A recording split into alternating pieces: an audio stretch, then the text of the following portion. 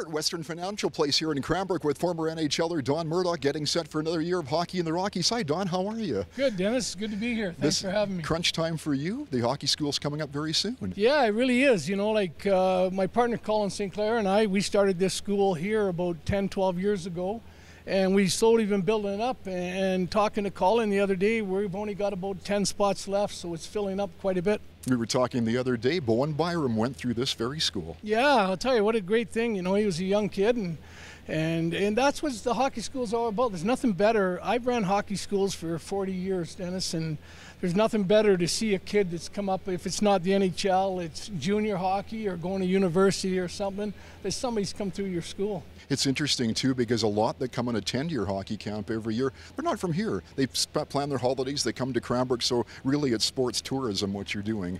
Yeah, we have, you know, like I say, probably 70% is from Cranbrook, but we love it that we get kids from Calgary. Like, you know, a lot of the people from out of town, because Cranbrook's such a beautiful area, they come here and make a vacation of it. They go to the lakes and camp and bring their kids into the school. Wasn't that long ago the NHL was going through the Stanley Cup playoffs, Boston, St. Louis. I'm sure you played in both of those locations, and whether it was the Rangers, Detroit, or the Oilers, they weren't putting out the welcome mat when you guys came to town. What was it like playing in some of those arenas? I know the venues have changed, but to go into Boston or St. Louis then? Well, starting out my career, you know, obviously, you know, when I can remember going in to sign my contract, my first contract in New York, you know, I hadn't even been on an airplane.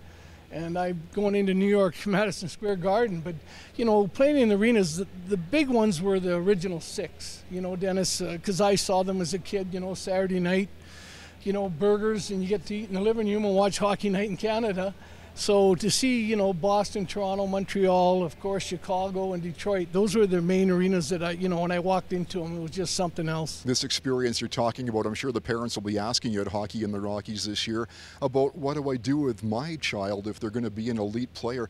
It's changed so much. I mean, you went through Medicine Hat, but I'm sure that Don Murdoch was not setting out, you know, YouTube videos of you doing what you do. It's a lot different now, isn't it? Well, it sure is. I mean, you know, hockey is expanded into quite a, you know, it's a physical, fast sport. And, you know, hockey schools are great. Colin St. Clair does a great job on the ice with our program with the young kids.